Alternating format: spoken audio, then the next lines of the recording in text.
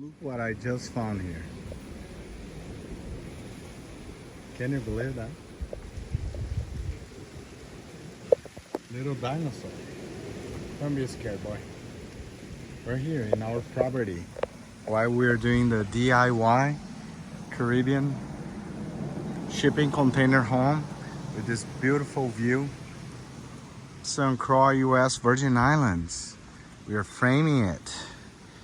We have a car now to help us. Now we have a friend. You should subscribe right now and learn how we're gonna do it. And how he stands. Oh, you're coming out?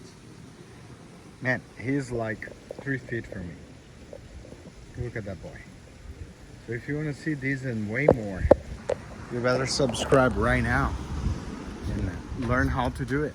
Click on the little bell to receive notifications. Let's do it together. Look, we're here in our property and I found a new friend.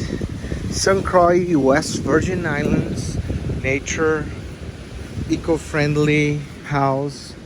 Look at that beauty. Look at that. You can see? Look at that.